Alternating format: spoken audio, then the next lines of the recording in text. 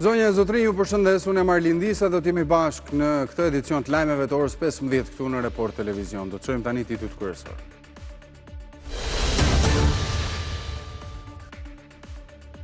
Raportimi i institucioneve të drejtësisë në seancën maraton të kësaj të hënë nisi me një debat prej 2 orësh mes Partisë Demokratike dhe Partisë Socialiste se kush do të lexonte pyetjet e deputetëve. Pas një pushimi, palët gjetën konsensusin, kushdo që ka bërë pyetje me shkrim ka të drejtën e komentit 2 minuta. Me interes pritet raportimi i kreut të Spakut Dumani dhe përballja me Sali Berishën. Me dakordësit plot mes PS-s dhe PD-s, Parlamenti ngriti 2 komisionet e posaçme që do të kryejnë reformën zgjedhore dhe atë territoriale. Partia, Mundësia dhe Lëvizja Bashk protestuan. Sipas tyre, pakti ka qëllim të dëmtojë alternativat e reja. Berisha shpjegoi se bashkoi votat me Ramën si një detyrim për të zbatuar rekomandimet e Odirit. Shqipëria përballet me një breshëri sulmesh kibernetike me një frekuencë mesatare, një tentativë çdo 3 minuta, sipas drejtorit të Autoritetit Kombëtar për Sigurinë Kibernetike Igli Tafa. Në një pjesë të madhe, origjina mbetet Irani. Strategjia kombëtare 2025-2030 e miratuar së fundmi ka në fokus forcimin e mbrojtjes, inovacionin dhe bashkëpunimin ndërkombëtar. Një ditë pasi Vladimir Putin prezantoi super raketën bërthamore, Donald Trump thotë se kreu i Kremlinit duhet ndalojë luftën e cila po hyn në vitin e 4 në vend që të testojë raketa. Moska tha se ajo u zhvillua për sigurinë kombëtare të Rusisë, që kërcënohet prej sulmeve të mundshme nga Evropa. Najara Ferreira, volejbolistja e Dinamos, do të qëndrojë e pezulluar të paktën edhe 3 javë në pritje të përgjigjeve të testit të gjinisi kërkuar nga Federata e Volejbollit pas ankesës së bërë në shoqatat për mbrojtjen e të drejtave të grave. 32 vjeçaria braziliane po shqyrton mundësinë për të nisur veprimet ligjore.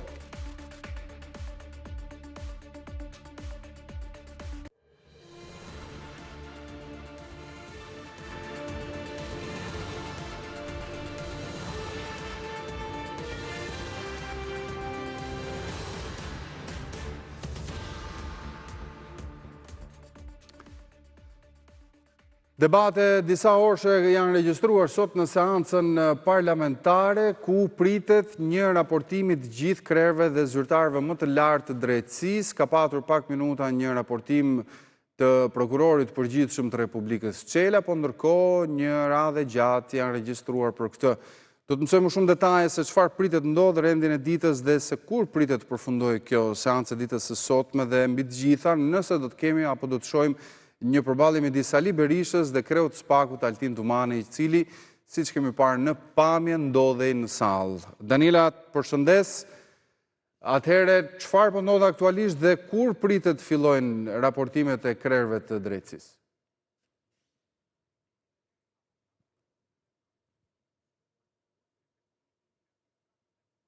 Diskutojnë lidhur me raportin e prokurorisë së përgjithshme, deputetët të cilët janë regjistruar për të patur fjalën e tyre që sipas dakordësisë mes PS-s dhe PD-s do të zhvillohet një debat rreth 2 orë 30 minuta pikërisht për këtë çështje të rendit të ditës, për t'u pasuar më pas me raportimin e kreut të SPAK zotit Altin Dumani, i cili që prej orës 10 të mëngjesit ndodhet në sallën e seancave plenare.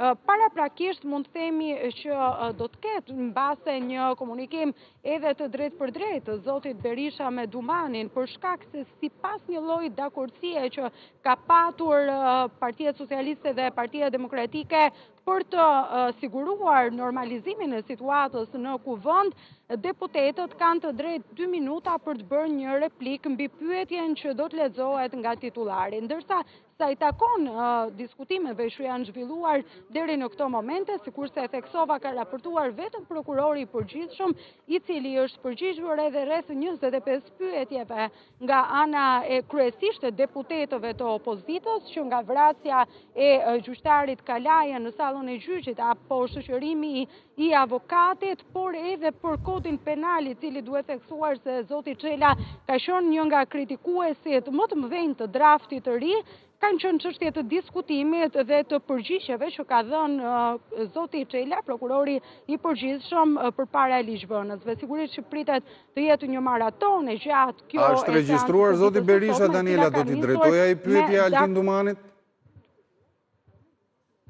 Në fakt janë rreth 57 pyetje të cilat do t'i drejtohen nga deputetët e opozitës zotit Altin Dumani. Në fakt në listën e regjistruesve zoti Berisha pyetësve. Pra, zoti Berisha nuk është, por megjithatë do të ketë mundësi që të diskutojë në kohën kur ai do të ketë, po themi, kohën e tij për të diskutuar në parlament pas raportimit të zotit Altin Dumani. Do të mbetet për të parë sepse mbase Berisha mund të shfrytëzojë edhe hapësira të tjera, siç është diskutimi për procedurë, për të përballur me zotin Dumani, edhe pse ditën e sotme ai u duk pak më i tërhequr në drejtim të përballjes me këtë të fundit, pasi deklaroi se nuk ka asgjë personale me Dumanin.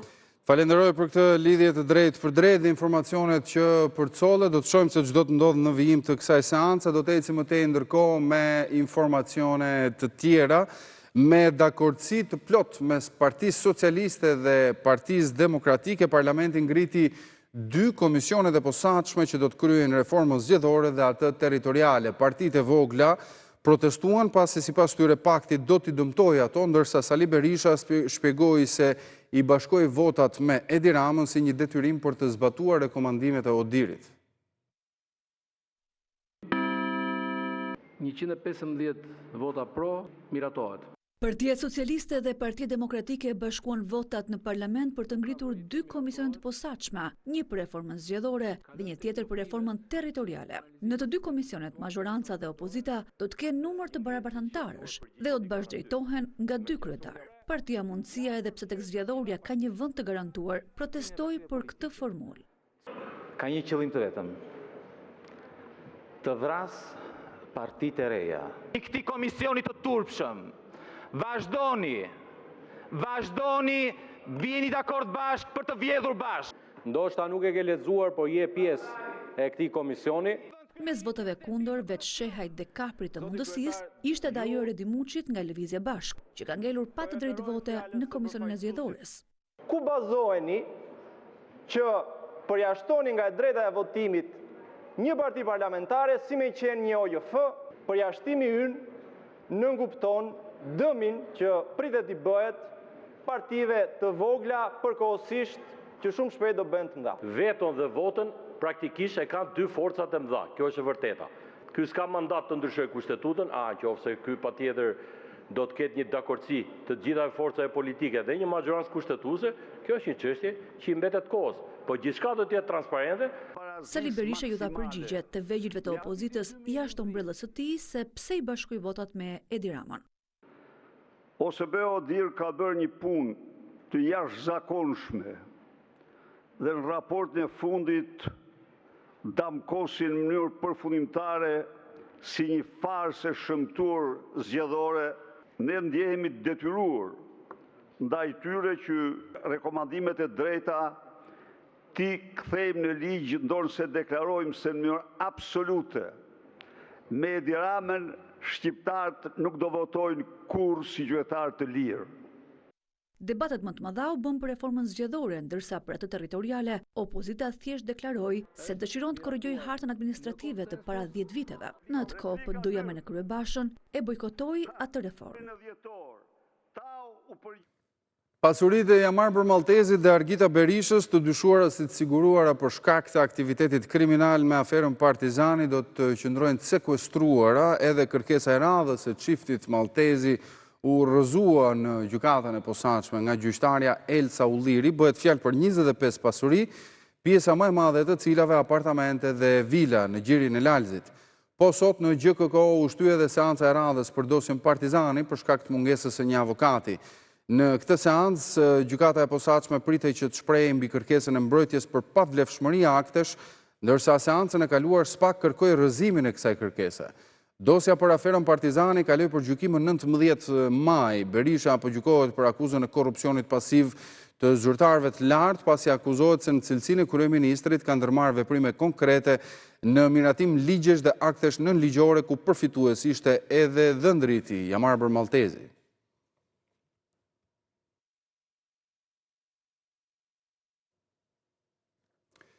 Ish-ministri i infrastrukturës së Kosovës Liburna Aliu është emëruar drejtori i portit të Durrësit. Lajmin e konfirmoi ministrja Mirela Kumbaro, e cila thotë se Durrësi është porta e përbashkët drejt Adriatikut si për Shqipërinë edhe për Kosovën. Nuk mund të kishte zgjedhje më të mirë për ta mishëruar këtë vizion dhe ndjesi se sa Liburni, një adetar dhe funksionari i sprovuar publik, shkruan ndër të tjera Kumbaro. Në fund ajo përgëzon ministren Belinda Balluku për zgjedhjen e bërë. Liburna Aliu dha dorëheqjen më 27 gusht të këtij viti nga posti i ministrit, vetëm një ditë pasi Dimal Basha u zgjodh kryetar i parlamentit në Kosovë. Në një postim gjatë verës, Aliu theksoi se zgjedhja e Bashës ishte arsyeja kryesore e dorëheqjes së tij.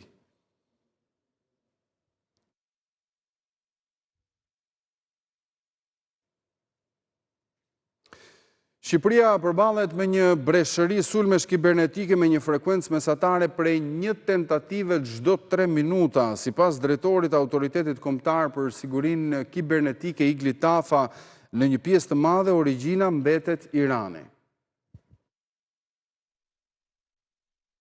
Përveç sulmeve kibernetike të panumërta ditore në 10 muajt e fundit në Shqipëri janë regjistruar rreth 50 raste, kur është arritur të kalohet kufiri i parë i mbrojtjes, por pa mundur të provokojë dëme.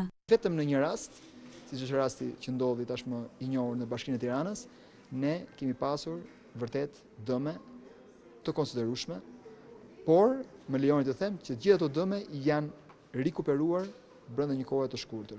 Sulmet e niveleve më të ulta janë të përditshme dhe me një frekuencë të lartë, thuajse çdo 3 minuta. Aktualisht ne kemi mbrojtur hapësirën tonë kibernetike nga ky breshëri e paparë ndonjëherë, sulmesh kibernetike që vinë kryesisht nga shteti i Iranit, por edhe grupe të cilët janë të lidhura me shtete të ndryshme, por jo vetëm.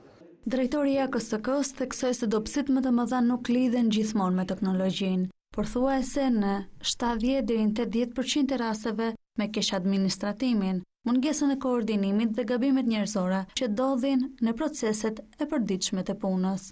Në qoftë se ne qeverisim mirë nga ana kibernetike, ne mbushim të gjitha boshllëqet të cilat vinë si pasojë e pamundësisë së investimeve teknologjike. Inteligjenca artificiale nuk mund ta zëvendësojë kurrësi gabimet e shumta njerëzore. Dhe e dini ju që gabimet më të mëdha vinë jo nga ekspertët, por nga proceset e përditshme të punës së punojësve të institucioneve tuaja. AKSK-ja ka miratuar strategjinë e re të sigurisë kibernetike 2025-2030 e bazuar në 5 shtylla, duke nisur nga investimet për mbrojtjen e institucioneve publike apo edhe private, e deri te përdorimi i inteligjencës artificiale.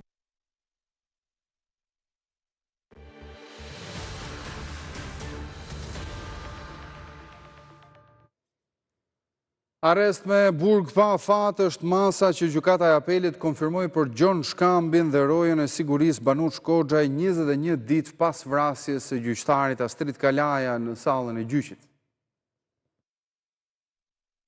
3 javë pas vrasjes së gjyqtarit të apelit Astrid Kalaja, Gjon Shkambi u rikthye sërish në skenën e krimit, por kësaj here për të kërkuar lirinë. Gjykata e apelit me relator Genti Shalën refuzoi ta lironte duke lënë në fuqi masën e shkallës së parë arrest me burg. Ekzekutori i gjyqtarit nipi Gjon Shkambit nuk ju bashkua xhaxhait e tij në kërkesën për ndryshim të masës së sigurisë, ndërsa në burg u la roja i sigurisë së gjykatës Banush Koxhaj, i akuzuar për shpërdorim detyre. Burime bëjnë me dije se gjatë seancës me dyert të mbyllura, Gjon Shkambi ka deklaruar se po ta dinte se çdo të bënte nipi i tij, do ta kishte parandaluar. I shpreh ngushëllim familjes së gjyqtarit Kalaja dhe kolegëve të tij, nuk kam patur dieni që nipi im të ketë patur armë, ta dija do ta kisha parandaluar. Unë kam konflikte me vëllezërit e mi, ndaj ma kanë vënë pas në përgjigje nipin tim Elvisin, pasi dyshonin se u bëja dredhira. Nuk kam pasur ndërmend t'i zgjidhja me dhunë këto gjëra, pasi kam 30 vjet që kam zgjedhur rrugën gjyqësore. Nëse do të kisha zgjedhur dhunën, do ta kisha bërë më përpara.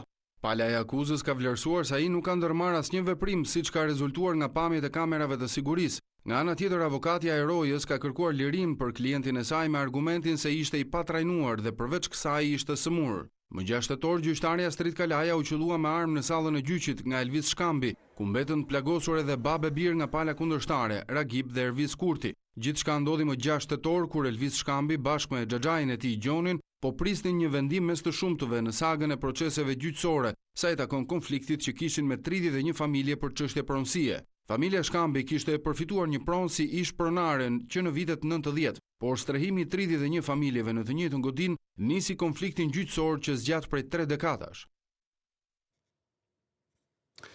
Reshjet e dendurat një ditë më parë dhe dalja nga shtrati prenjve malor kanë shkaktuar dëme të mëdha në bashkitë e Vaut Dejës, Pukës, Fusharzit dhe Mirditës. Qindra hektar tokë janë të përmbytura në Vaun e Dejës, ndërsa 100 familje kanë dëme në banesat e tyre. Një masiv i madh dherash ka rënë në aksin nacional Puk-Fusharës, ndërsa qarkullimi kryhet me vështirësi. Qindra hektar tokë janë të mbuluara nga uji në Vaun e Dejës. Shirat e një dite më parë kanë lënë pas dëme të shumta dhe në banesa. Unë kam pa një katastrofë, se unë kam nëllë tu me grunë time në banesë, dhe nuk kemi qenë zotë për dalë, sepse nivelli ujit ishte maj malë poshtë, se kjo është me zërklaturë i fije ma lartë si objekt. Pra dhe më thënë ka pas rrëth 2 metër ujë në pjesën e oborrit. Banorët thanë se përmbytja është shkaktuar nga vërshimi përroj të glinës dhe mungesa investimeve, si në diga, ashtu edhe në kanalet kulluese. Jullit tani ki blok 3 hektarin gjithësojt, 52.000 mitë, 150 raj. Këti të prurje se vinë me mija me tërkup, na kanë bërë damet kësëdërushme në si në nullën, si në blektori, në të gjitha gjanat. Edhe a thuj për herë 2 diga, edhe nga ka bërë damin më të madhin dhe kokër legu si na kanë marrë ato si sa thuj diga. I kanë marrë Shqipër, Mnel Vigu. Deri më tani për llogariten 100 familje të dëmtuara nga përmbytjet në Vaun e Dejës. Rruga nacionale Puk-Fusharës është hapur me një sens për qarkullimin e automjeteve pasi qëndroi 5 orë e bllokuar. Një masiv i madh dheu u shkëput nga mali dhe ra mbi shtratin e rrugës në vendin e quajtur Qafa e Batrës. Reshjet kanë shkaktuar rrëshqitje dhe në zonat të tjera malore të Pukës e Fusharzit, ku ka rrugë të bllokuara dhe mungesë energjie. Vërshimi i prenjve malor ka dëmtuar 3 ura në fan të Mirditës, duke lënë në izolim disa banorë. Po kime edhe të moshur në 90 vjeç. Baj një 5-6 orë rrugë në kam. Duhen 3 ura për ta shpëtu nga izolimi i përhershëm. 3 ura që ka bën shumë të vështirë me fondet e bashkisë për t'i ndërtuar. Bashkit Vau i Dejës, Puk e Fusharës kërkojnë ndërhyrjen e emergjencave civile dhe ARSH-s për riparimin e dëmeve në infrastrukturë. Për këtë temë dhe këtë zhvillim do të dëgjoni dhe të ftuarit dhe analizën që Denis Mi nga kolegu do të ketë pas këtij edicioni në Bota Report.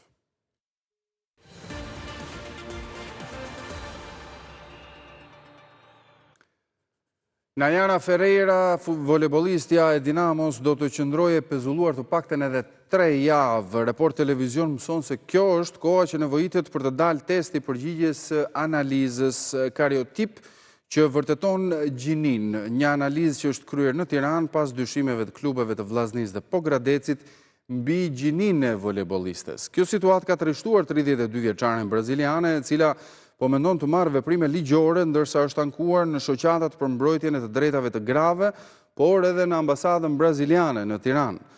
Ajo ka një karrierë 16 vjeçare si volejboliste, profesioniste dhe në të kaluarën ka luajtur në vende si Spanja, Portugalia, Austria, Franca dhe Arabia Saudite, që prej transferimit tek Dinamo ajo jeton në Tiranë bashkë me bashkëshortin.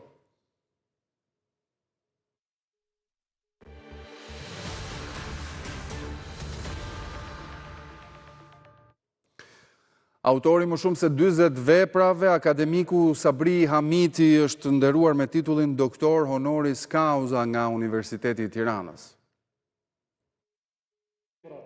Studimet shqiptare në zhvillim dhe kontributet në rritje në fushën e kulturës janë përmendur mes të tjerash nga poeti, shkrimtari dhe studiuesi Sabri Hamiti në një ceremoni të veçantë, ku vlerësua vepra dhe kontributi i tij. Hamiti shprehu shqetësim për tendencën e shkrimit në gjuhë të tjera. Studimet shqiptare janë në zhvillim, sidomos 2 decenjet e fundit, albanologjike po flas, edhe letërsia dhe gjuhë e të tjera që lidhen me krijimtarinë. Në Shqip. Gjithmonë po them në Shqip, sepse ka një tendencë që tash të shkruhet në gjuhë të tjera. Historikisht letërsia shqipe është shkruar edhe në gjuhë tjera, por nuk ka nevojë sa të bëhet një plan këprishje për qujun e krijimtare e Shqipës. Sabri Hamiti, i cili u nderua me titullin honoris causa nga Universiteti i Tiranës, vuri në duke rëndësinë e kësaj dite për të, duke shmangur komentet politike dhe duke përqendruar vëmendjen te krijimtaria. Unë sot jam nderuar për punën që kam bërë në veprimtarinë krijuese. Kjo është dita, bisedohet për kulturën shqipe, komentimet politikës ditës sot në Shqipëri dhe në Kosovë, mendoj që nuk është vendi të bëjmë këto. Me modesti, shkrimtari nuk foli gjatë për veprën e tij, duke thënë se vlerësimet flasin për kontributin e tij në kulturën dhe letërsinë shqipe. Unë e konsideroj një nga nderimet më të mëdha që kam marrë për punën time dhe krijimtarinë deri tash. Në fjalën e tij, Hamiti përmendi njohjen dhe ndikimin që kanë pasur në rrugtimin e tij emra si Ibrahim Rugova apo Atzef Plumi e të tjerë. Poet, shkrimtar e studiues, Sabri Hamiti është një ndër autorët më përfaqësues të letërsisë dhe kulturës shqiptare. Kontributi i tij shtrihet në 10 vepra letrare dhe studimore, ndërkohë që ka qenë dhe deputet i Kuvendit të Kosovës në 7 legjislatura, në vitet 1992 deri në 2017. Nënkryetari i Kuvendit dhe nënshkrues i Deklaratës së Pavarësisë së Kosovës në vitin 2008. Ishte gjithçka për këtë edicion lajmesh, unë ju falenderoj për vëmendjen, bashkë mirupafshim.